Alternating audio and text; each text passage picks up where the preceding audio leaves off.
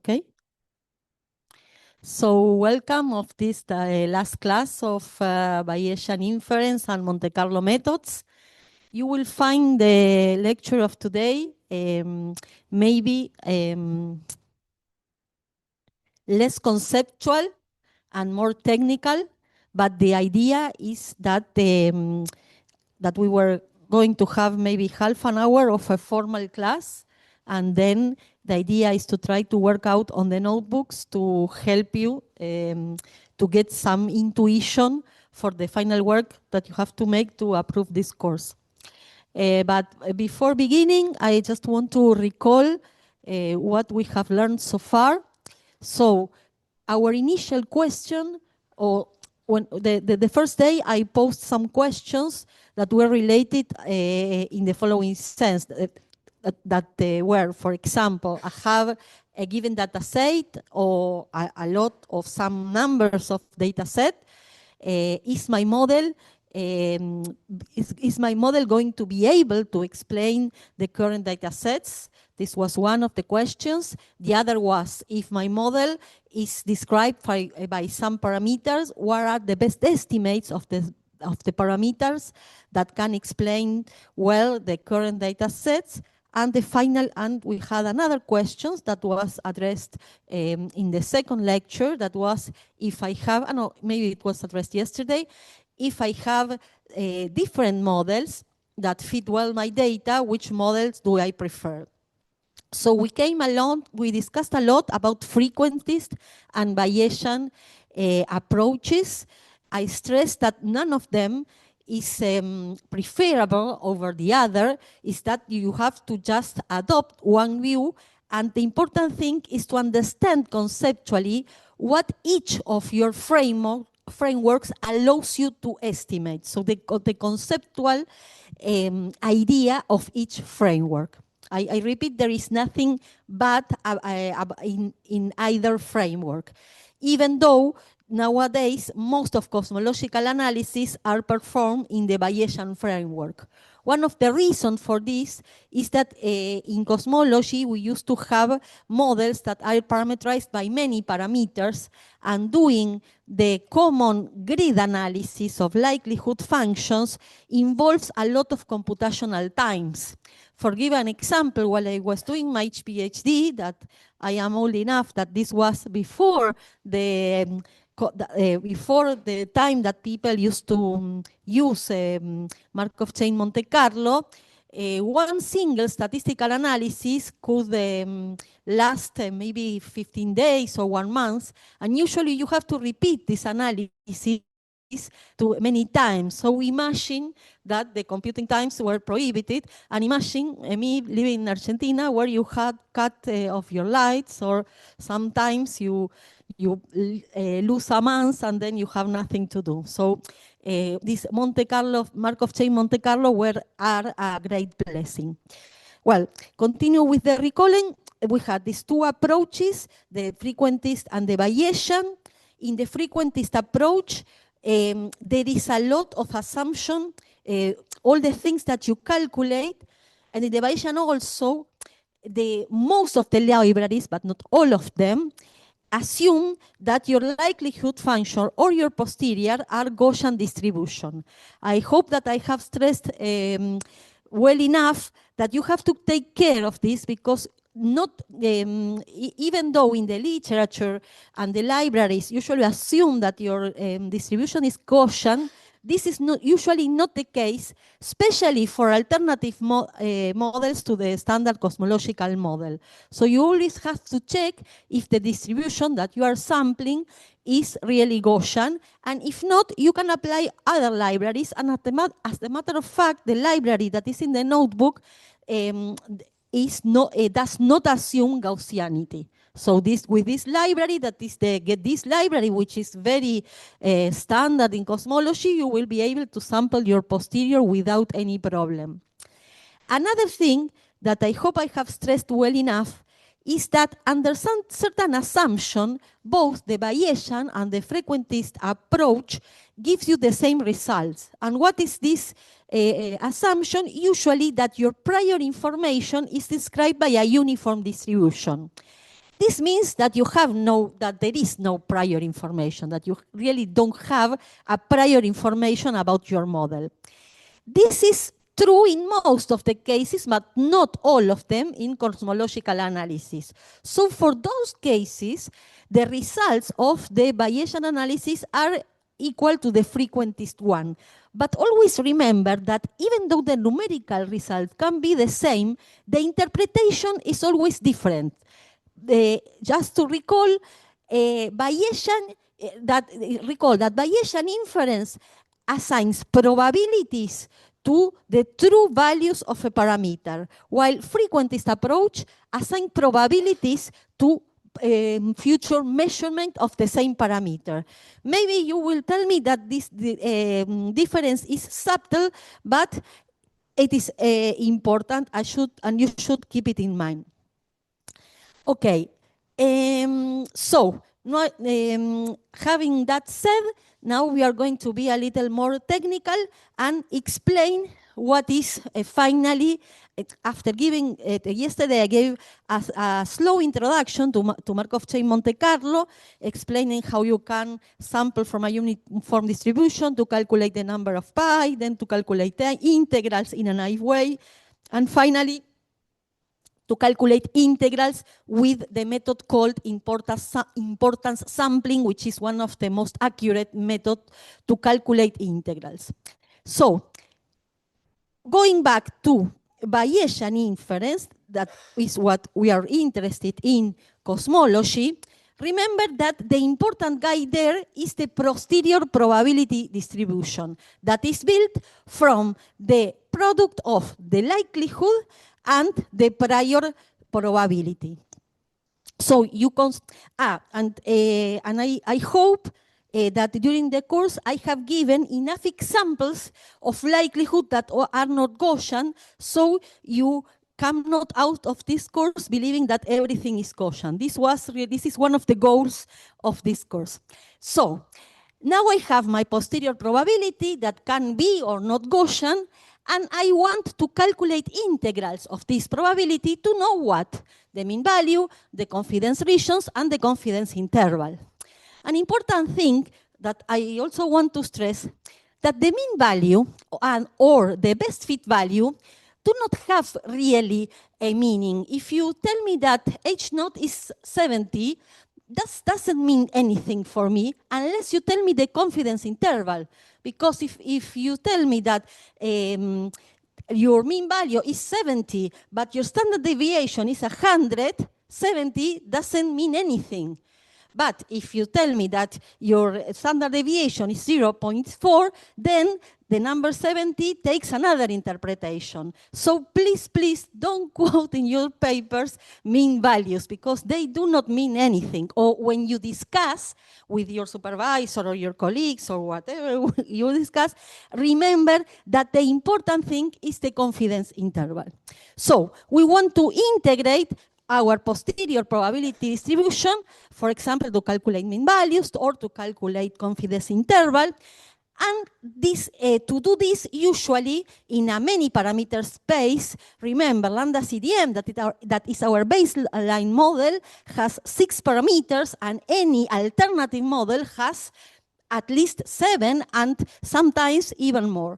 So Markov chain Monte Carlo methods are used to sample from the posterior probability distribution, allowing us to estimate mean values, confidence intervals, confidence regions with much less time. And now I will spoil and I will say something that has to do with my research. Even though Markov chain Monte Carlo reduces the computational time of the sampling of your posterior a lot, for alternative cosmological method, you still need maybe 3 or 4 days or even more to sample your posterior for some data sets, for example, CMB, or even for F of R when you're considering only the background data. This is one of the reasons for which I got involved in this neural network method, which I will describe in my talk in Lima, so I'm motivating that you go to the talk. so this method, what it does is reducing the computational times of the Markov chain Monte Carlo even more. For example, for the f of r background analysis, the analysis is reduced from 3 or 4 days to 20 minutes, okay? Yes, with a laptop like that. Yes, this is one of the great things of the neural network. Well, but this was a little publicity of my work. That's not the intention, but I saw it there and I couldn't avoid. Okay, so we begin before talking about Monte Carlo, Markov chain Monte Carlo. Let me recall that what we call straight Monte Carlo integration, I usually pick endpoints that I sample from some distribution. Initially, can be the uniform distribution, or if I do it with important sampling, or if I know that my variable follows some distribution, I sample from that distribution. And the basic theorem of Monte Carlo integration assures me that this integral is equal of summing endpoints of this function evaluated at the points that I have sampled from the relevant distribution, or if I do not have any information, from the uniform distribution. The problem here is that this still wastes a lot of time, because what you really want to sample here and here is your posterior in the vicinity of the maximum. And if you do this naive Monte Carlo, you spend a lot of time in these regions. And this is why you lose a lot of computational times. In general, when I sample, if my samples are independent one of each other, this happens, that you lose a lot of time because you spend a lot of time here in the tails of the distribution. So one way of that allows me to modify this is generate a project that generates samples from a Tarshak distribution in the correct proportions. There are different Markov chain Monte Carlo algorithms. The one that is more known is the Metropolis Hastings ones that I will describe in a while, but today the implementation we are going to perform is with MC, which is somehow slightly different from the one of Metropolis Hastings. But a usual sampler like Cobaya, for example, and Monty Python, and the old Cosmo MC, they all use Metropolis Hastings. But it's important that you know what the algorithm you are using, because you could also apply this technique for other things. And in my research, for example, we are in this moment, we are trying some Monte Carlo integration for something that is not sampling a posterior, but selecting some neural networks that we want to select. So this technique is useful far beyond the sampling of the posteriors, even though, and now I will stick to that. And the only thing is that you have to be aware when you use any library of what kind of algorithm you are using, okay? So all these algorithms generate random walks in different ways, and the goal of all of them is sampling the posterior distribution of the parameters near the maximum.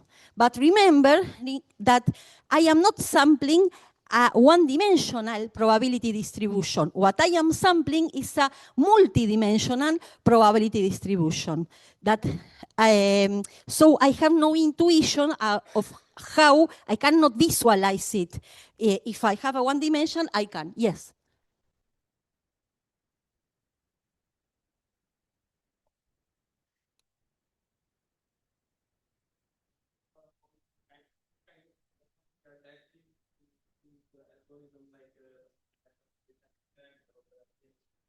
Yes, it does. For example, MC is recommended for a low number of parameters. So usually people use it for less than 6 parameters. When you do analysis of the background, that is when you analyze not with CMB, but just supernovae, cosmic chronometer, and BAO, then everyone uses MC. When you have a high dimensional space, you prefer Metropolis Hastings. And there is another algorithm of which I am not that expert, which is called Hamiltonian Monte Carlo, which is also preferred if you have if you know some physical explanation of your statistical model. Because, for example, and I'm spoiling something, this model is like you sample the posterior going through equal energy surfaces. Your search is through equal energy surfaces, for example. But in this case, your problem has to be related with that, okay? But I repeat, I am not that expert in this kind of Markov chain Monte Carlo method. Okay, one of the key idea, the key concept of Markov chain Monte Carlo is the following. Imagine that you have only one parameter, okay? And I sample from this parameter. The idea is just as with the needles. You throw a number or you accept or reject it, okay? In order to sample our distribution. So at the end of the day, I will have something like an histogram that is, this is the value of the parameters, and this is the appearance of my number along my Monte Carlo chains. The key idea is that this distribution is the posterior. If the chain has converged, and we will see in the implementation what does it mean that a chain has converged, that the posterior probability distribution is equal to these samples. So you can write something like that, okay? But maybe it's confusing said like that. I would make it more clear in the implementation. Okay. So what you're doing is a random walk where each each element of the chains depend on the previous one. And this happens according to an entity called the transition probability or transition kernel. That is the probability of theta is my parameter, or it can be a single parameter or a vector of parameters depending on your problem. So the transition probability is the probability that your chain accepts the value theta t plus 1 given that the chain is in the point theta t. This transition kernel is assumed to be time independent. And the remarkable property of this transition kernel is that after a time, after some steps that have been performed of the chain, this initial time, we call it burn-in, and we throw it out from the analysis, the general, it generates the samples, burn-in. You have never heard about it? No, really? All cosmologists talk about it, yes? Because we will see then in the implementation, you will see what I mean by it. It's very clear. I made an example. It's very clear what is burn-in and what are the part of the chain that is important for your analysis. But the key issue is that the samples that are generated after this initial burn-in has a probability density equal to the desired posterior probability. This is what I meant when I draw this here. So, okay, how does this MC work? This is what programmers call pseudocódigo. First, always I begin with an initial guess for my parameter theta 0. Of course, my analysis should never depend on my initial value. So what I always recommend is that after you perform your analysis and your chain is converged for some theta 0, then you have to change your value of theta 0 maybe 2 or 3 times and perform the same analysis again and see if you get similar results. Since this is a random process, you will never get the same result. Okay? You run 2 times your Monte Carlo chains and your confidence interval can change by a few percent. You don't have to worry about that. This happens. Okay, so you begin with this parameter theta 0. For simplifying, let's think that we have only one parameter, but remember that we are always in a multi-dimension parameter space. So for each step t, I have a new candidate, theta t plus 1, that is selected from the proposal distribution. That can be any arbitrary distribution. Usually we use our old friend, the Gaussian distribution function. So this proposed sample is accepted or rejected based on a criterion. That usually is Metropolis Hastings. I'm going to explain today Metropolis Hastings. But in C, which is the one we are going to implement, or of course you are welcome if you want to implement Cobaya. If you want to do CMB analysis, I highly recommend you Cobaya. But if you feel that you are beginners, working with MC is quite good. So this criteria is the one that ensures you that the samples are drawn from the correct posterior distribution. So you can accept or reject your sample. If the proposed sample is accepted, it becomes the new current sample. Now, if I accept theta t plus 1, theta t plus 1 becomes now theta, and then I propose another sample. I see if I reject or accept, and so on. The chain goes on. So, of course, as in any Monte Carlo process, the process is repeated for a large number of iterations, allowing the Markov chain to explore the parameter space and converge to the target distribution, to the posterior distribution, which is the one we really want to sample. So, what do? We start with this initial guess, theta 0. For each new sample, which now we will call alpha t plus 1, we propose a new sample from the proposal distribution. Sorry, now I am explaining in particular the famous Metropolis Hastings algorithm. Then I calculate what we call the acceptance ratio. Here P means the posterior probability distribution that I want to sample, and Q means the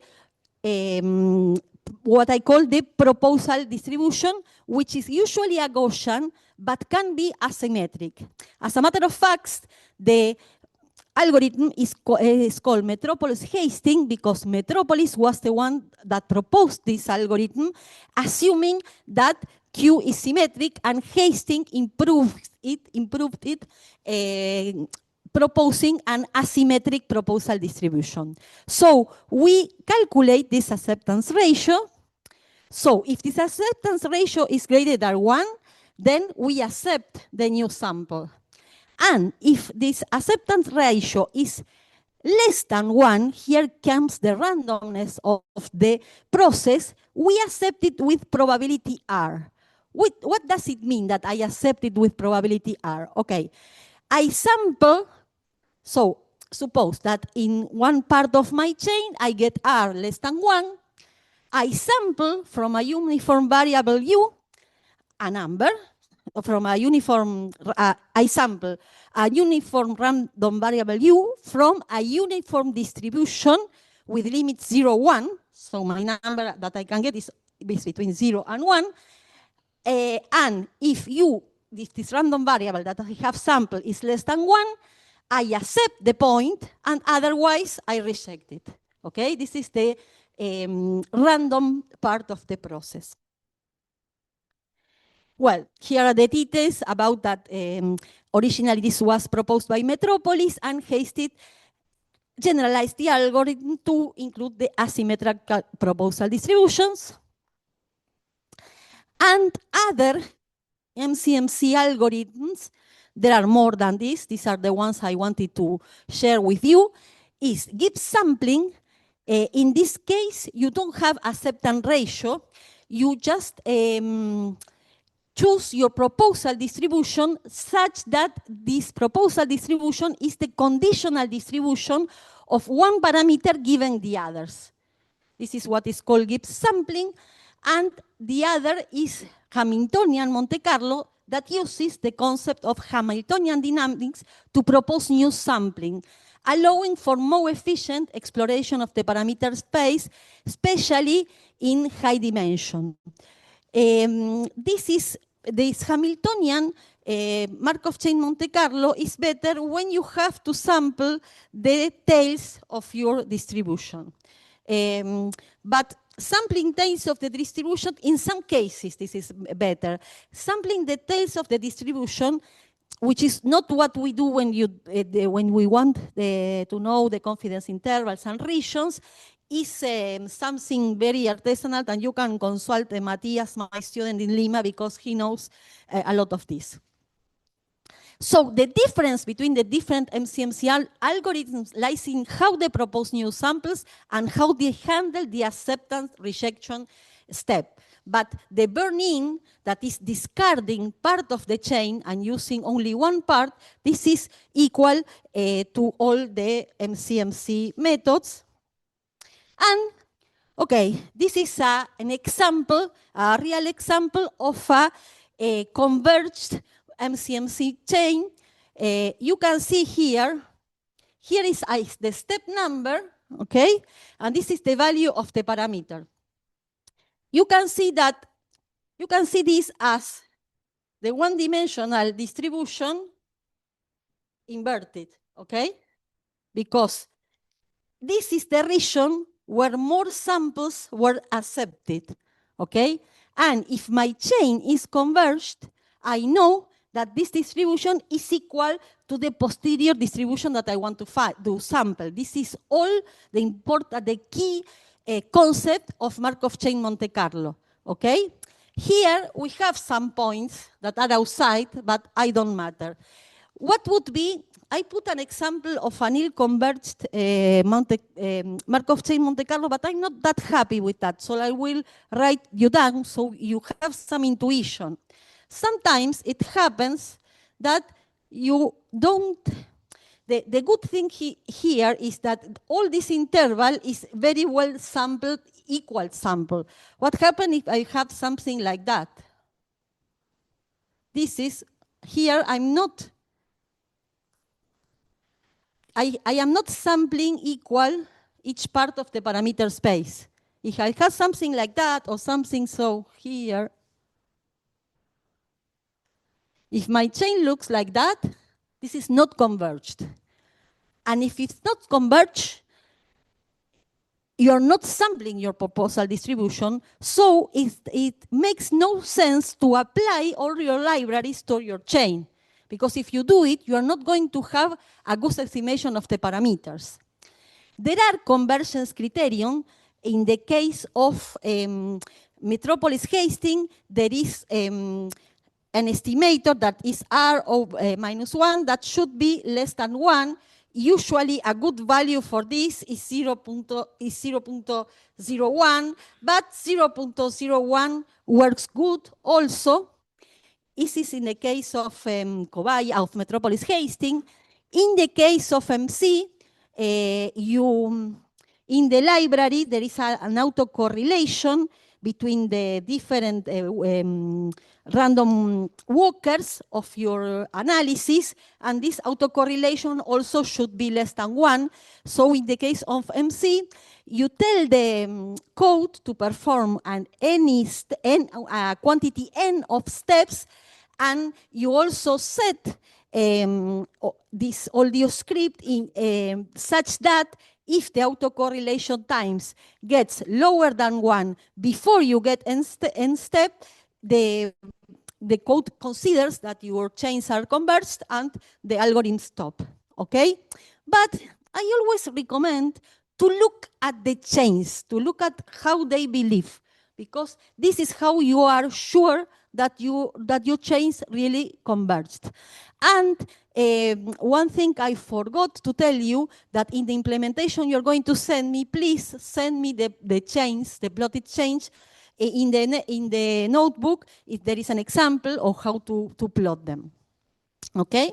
So, well, now I am going to go to the notebook, and we are going to see line by line how you can perform such an analysis for a very, very simple example. Then I will tell you that to play a little bit with that, and then I will give some advices to the implementation of cosmic chronometers, and especially supernovae, which is a little bit more difficult than a cosmic chronometer, which is very easy to implement. And the borrador is...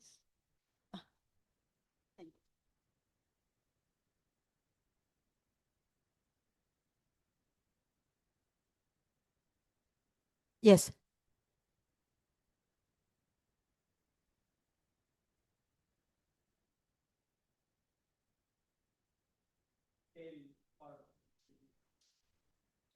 No, in CNC no, naive Monte Carlo. Monte Carlo, it's the opposite. In CNC,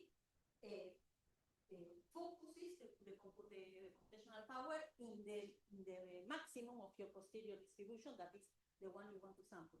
And how would we instruct it to like focus only on that part, like don't want it to go. See, now you will see the implementation, and you will see what happens. The important thing is that you see things that are converged in the single picture. I have, how do you say, recover English? Eh?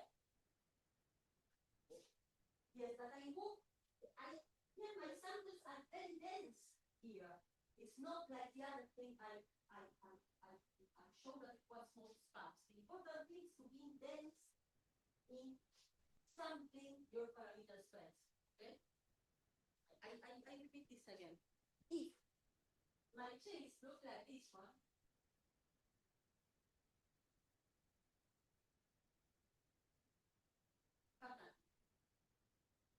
okay? Because here you're trying, but it doesn't decide. What happens here is that the parameters are very dense here. Okay? So I am really sampling my distribution. Okay? One important thing that maybe I didn't say, and this is important, is that in the acceptance ratio, you have the posterior distribution, the likelihood, the fit to the data. What is there? The chi-square. If you have no correlation, this is the sum, for example, of your Hubble parameter, your theoretical Hubble parameter that depends on the free parameter, that was to from the this, minus the data divided by the error, the observational error. And this is to the square, and this is the sum of all your data points. Okay? So this is why in the criterion you have this included. This is why you are really sampling the maximum of your posterior. Okay? So, okay. Let's go to the notebook.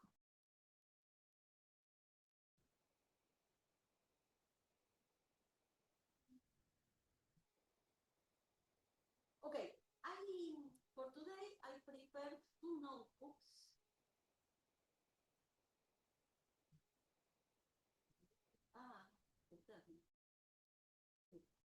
I prepared two notebooks. Why?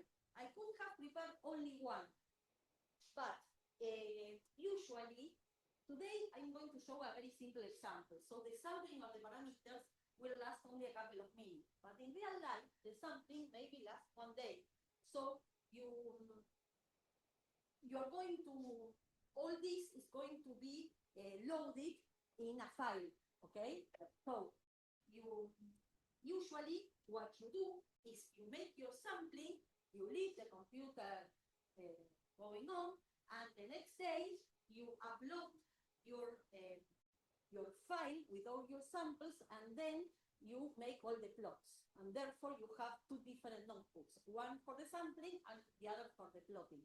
So for this, I prepare notebook 3 is the sampling, and notebook 4 is the plotting.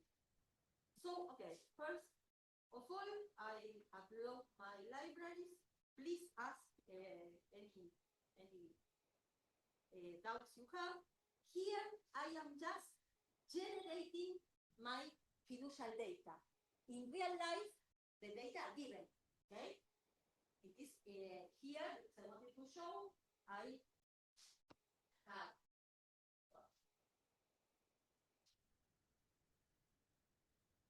am sampling from this is my original, I am sampling data from 2 sin of 0.5 x plus 3, okay? See, yeah. Oh. I'm sorry. I repeat, notebook 3 is for the sampling of the distribution, while notebook 4 is for the plotting. And this is because usually you leave the program running maybe one day, and then all is stored in a file. All the chains are stored in a file, and then the other day you get your other notebook to make your plots. Much more better. Okay, this here is important, the random seed. The random seed is related to if you fix your seed, because actually the computers cannot generate random numbers. They generate pseudo-random numbers. And if you want to do something and you want that somebody can reproduce it, you have fixed the seed of the random numbers, okay? Therefore, I fixed my seed. I defined my function, okay? These are the parameters, 0.2 and 3 are the parameters that I want to, and then I am going to try to estimate, okay? Here, this is the case that we never get. Now we are got and we know the behavior of our data. Usually, we do not, okay? So, and you can see that I generate X points with this lean space, and my data A are sampled, are the function plus a random number. So I insert some randomness in the data because usually in nature, things have some intrinsic randomness. Okay, so I generate my data and then I plot them. Okay, these are the data plotted from this distribution. If I want, I could make my randomness to be greater or lower. For example, if I here put, instead of minus 0.2, I put minus 0.5 to 0.5, I generate this. Here I have more randomness, okay? So I make this so you can play with this number and see that the greater your error is, you can estimate better your parameters. If you have smaller error bars, the estimation will be worse. Please, if you don't understand anything, please tell me. So I will go back to original number because there everything works okay. So I plot it. And then here is the important thing. Here I'm going to program my likelihood and my posterior, okay? So my model is that this data are described by a function A, sine of a phi of x plus b. Why didn't I put this parameter to estimate? Because amplitudes and numbers that you sum are very easy to estimate. Frequencies are not that easy. You can do it, of course, as a matter of fact, people do it, but for this very simple example, I leave the most simple case. So this is my likelihood. I define the residuals, that is, Y is the data, M is the theoretical model prediction, and RI is the error.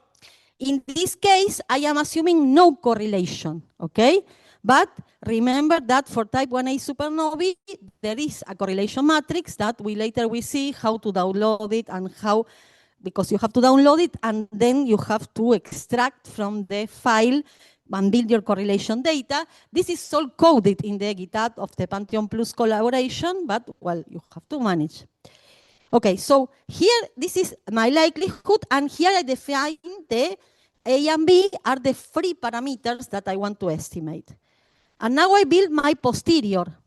In this case, I am the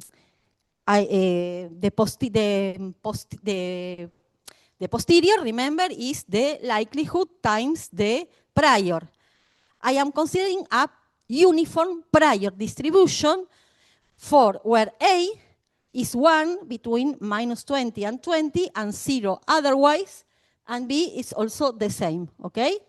And log posterior is, so if A lies between -20 and 20 and B lies between -20 and 20, the posterior is equal to the likelihood, and otherwise, because the uniform distribution is 0, we put this to infinity, in the sense that if A or B are outside these values, the chain will reject. If I put infinity, this point of the chain will be rejected, okay? And now, the real rock and roll begins.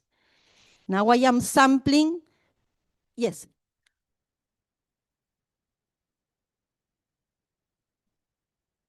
Yes, it is the chi-square.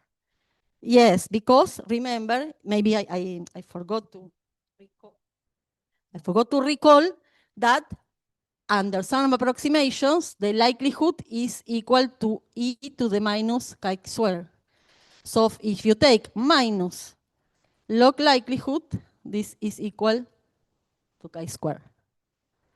And actually, you sample. Thanks for asking. I'm so used to it that I forget. You really don't sample your posterior, you sample minus log posterior, okay? Which is the same.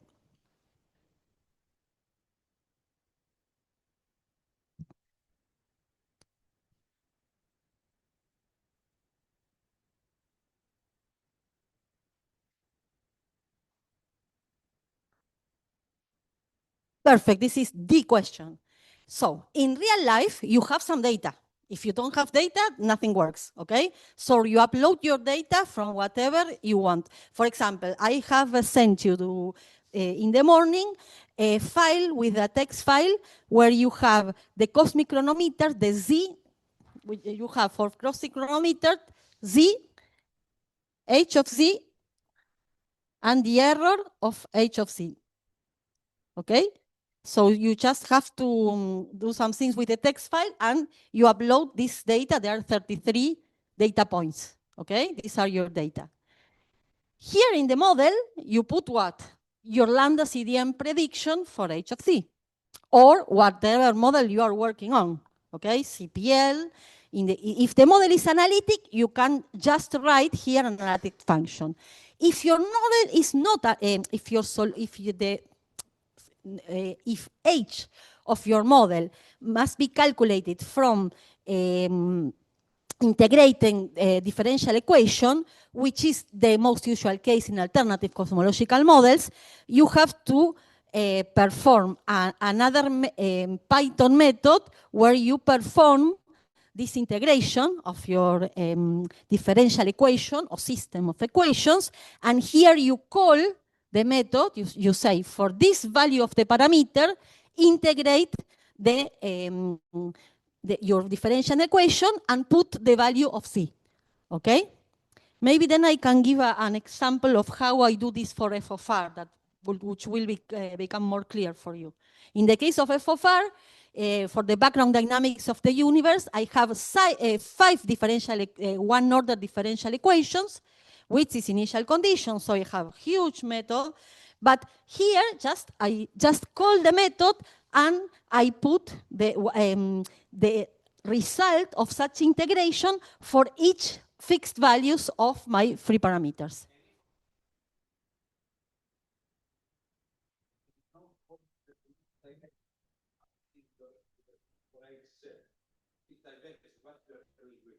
Well, you have a problem there. Well, first you have to be sure that in the range of the parameters that you're searching, the solution doesn't diverge. But in most of the cases, you don't know that. So what happens? You work one morning and you want to see your results and you see that you don't have results. And when this happens, then you begin to suspect. Usually, the code gives you the last model that have been that you have tried, and then you begin to analyze better your model.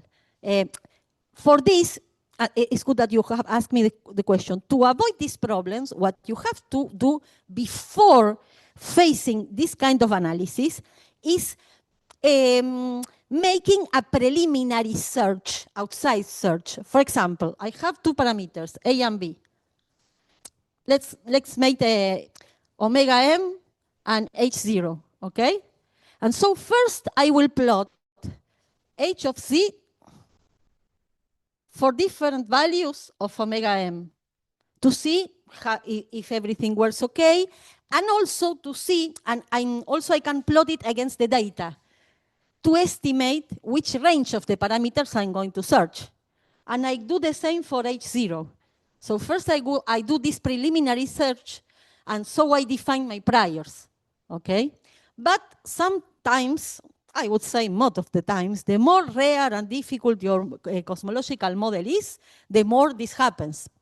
And for example, in the f of r, you have a problem because near the f of r model is described as a function of a parameter that we call the distortion parameter, which measures the department from lambda CDM. When you approach to b equal to 0, there is a singularity. And this results in a stiffness of your integrator, okay? This is a huge problem, and people have solved it because in the case of f of r, for b equal to 0, you know the solution. It is lambda CDM. So Vasilakos, who is a friend of yours, has developed an analytical solution around b equal to 0. So in that case, what you program is the following. You said to the program, if b is greater than 0.2, perform the numerical integration. If it's lower, go to the semi-analytical approximation. And so you avoid the stiffness, okay? In the case of our neural network method, we have a way to avoid this better that I can explain you someday, but not today because I'm going to get far from the goal of today's class.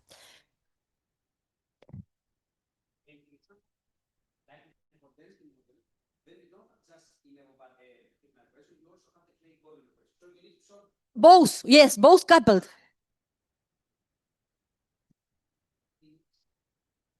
Yes.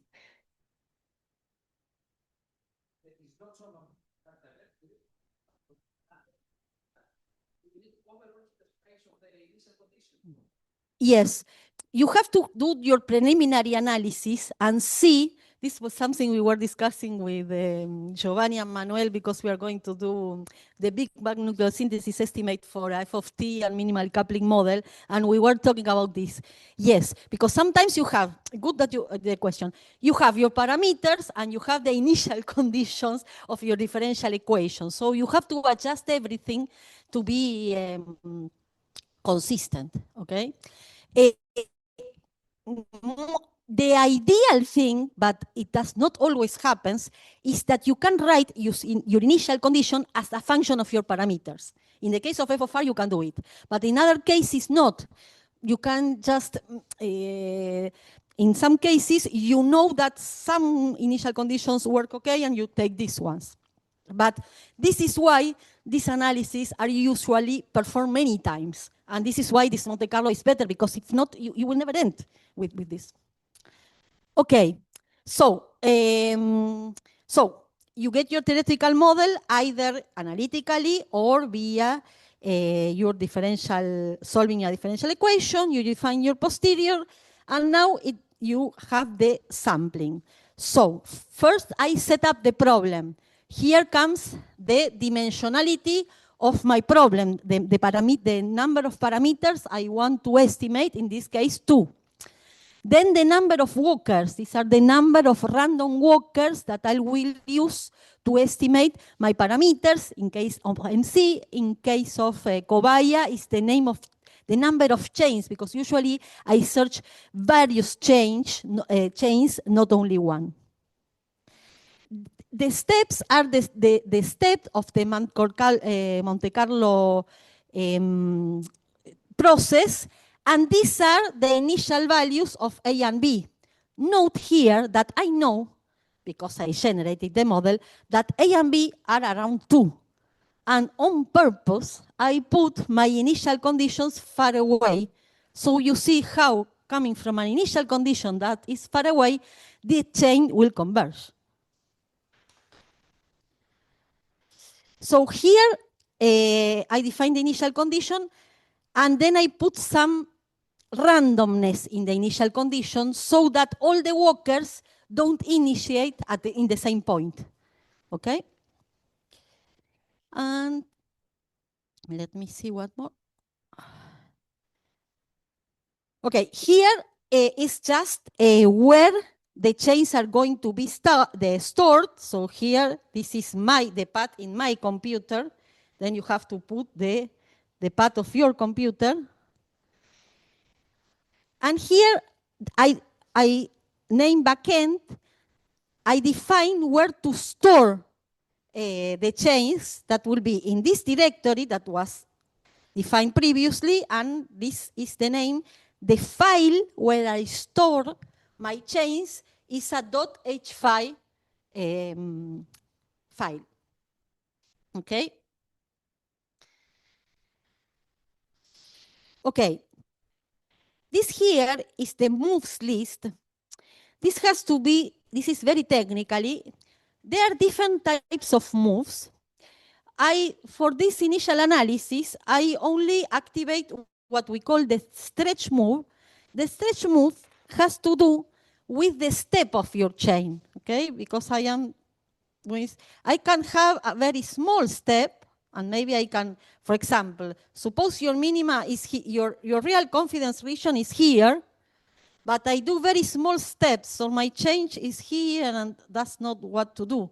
If I see this, I can make this move a little greater in order that it really begins to converge.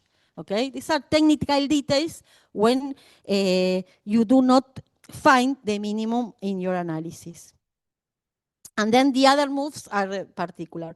Well, here, sampler, you define your sample. See that the sample is defined by the quantity of walkers, by the dimensionality of your problem. Here you put your posterior, okay?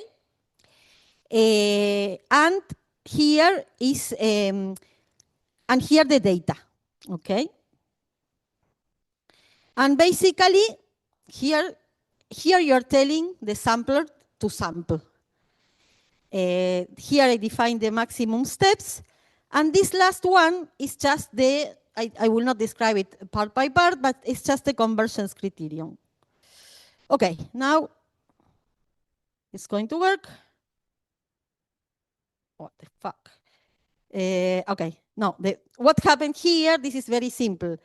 You have to define all things, and I didn't run this cell. So when I didn't run this cell, the program does not know what the posterior is. Now I have run it, and now it is running. Now it is sampling the posterior, okay? And storing it in the H file.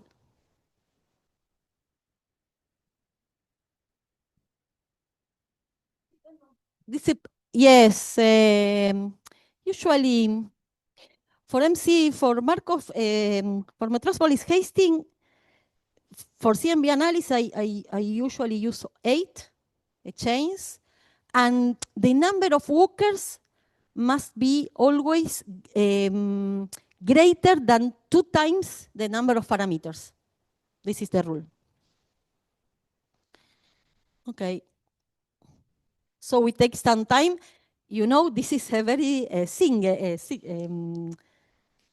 is a very no, you cannot. No, yes, you need to wait.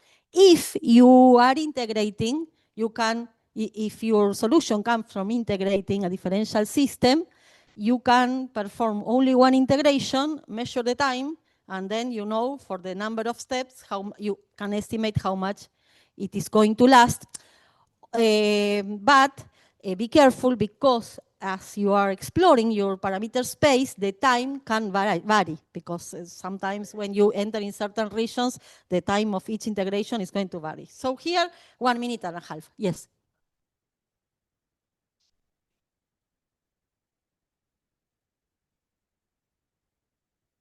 What is?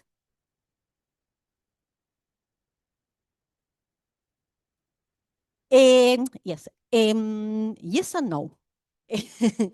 In MC, you don't have chains, you have walkers. In Metropolis Hastings, you have chains. Okay? The concept is very similar. It's how you are sampling, how different process you are taking. Okay?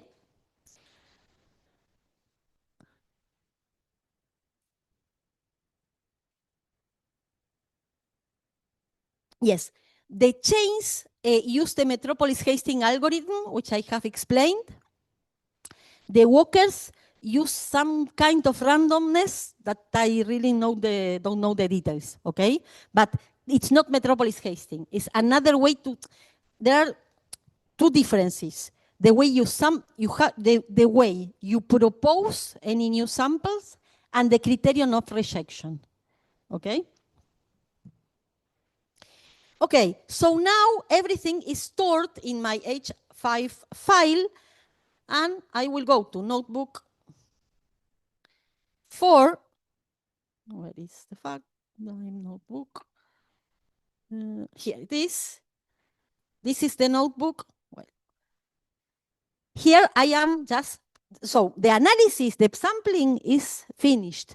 Now I will first plot the chains to see if the chains are converged, and then I will plot the 2-dimensional contour plots and the 1-dimensional posteriors, which was all we wanted in this course. Okay? So first I upload the libraries that I need. Here I'm just calling again the data, because then I need the data. For plotting, I need to call the data again. Here, this reader, I am calling the file where I have stored all the samples, this H5 file. I have to inform the plotter, again, the number of dimensions, the number of walkers. If there is any inconsistency between the number of dimensions and number of walkers with which width you generated the sample, you will get an error, okay? Because you have to put the same parameters for generating the samples and for plotting, of course. It's logical. Okay, so here I am calling the chain. I am reminding the initial values. And here I just want to print the shape of the chain. This is just, this is something we do for checking, because sometimes the H5 file does not store things well, or we don't know what's inside. So I asked the shape.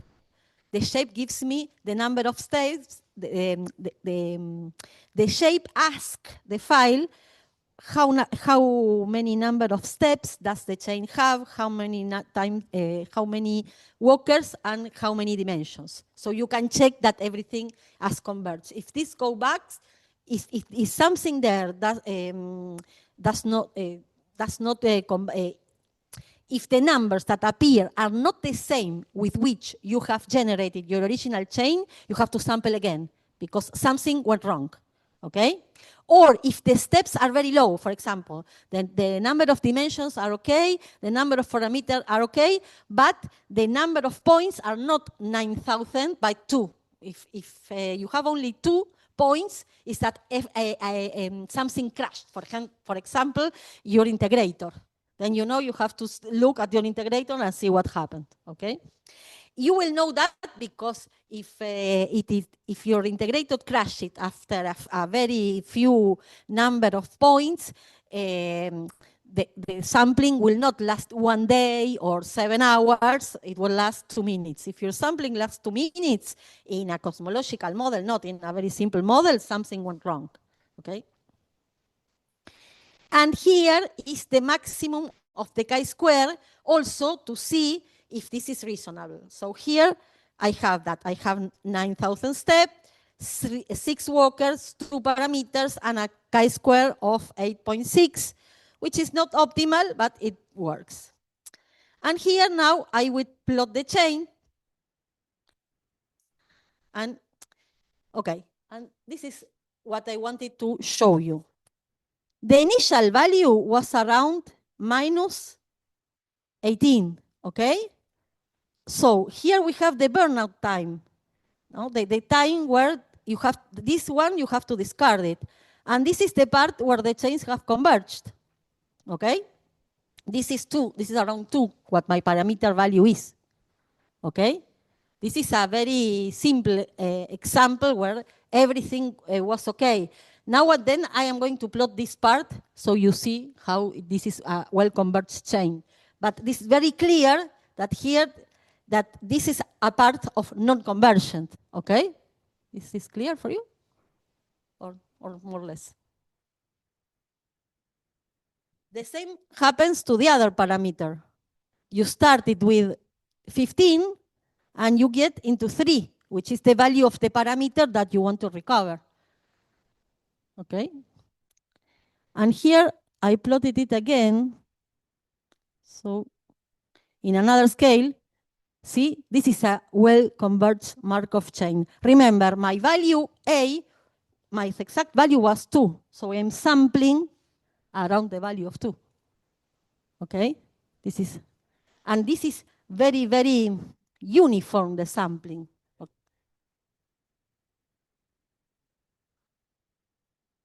No, we should not. We should not. Because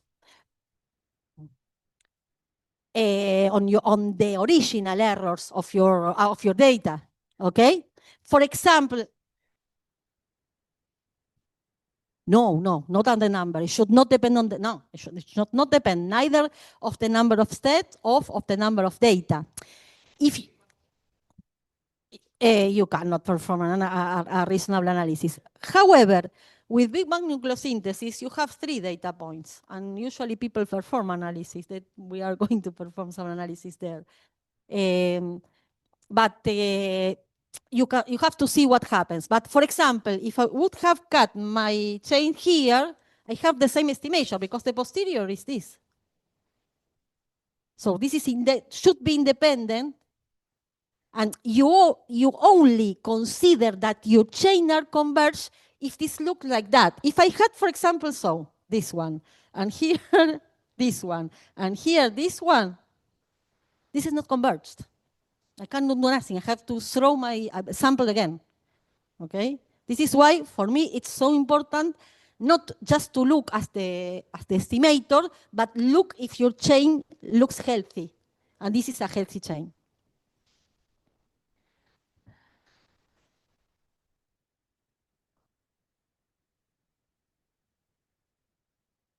And yes, you see, both of them, A, we recover 2, and B, we recover 3.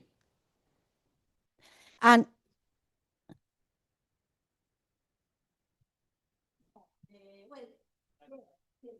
Yes, sorry. Yes, there is approximately a 20% of burn-in. One usually uses a 20%. But I know, I always recommend, even though putting this number, but looking at your chain, okay? And of course, repeating the analysis with another initial value to see if you converge to the same point. Because here I know what my values are, but usually I do not, okay? And well, and now comes the nice thing that is here I am, well, here the burn-in is 5%, it's less than 20. And here I am plotting the two-dimensional, what we call the triangle plot with the getDist. What is important here, that I define the names and labels of my parameters for the plot. Here I have to define the samples again, because one thing are the samples, this is computational, technical.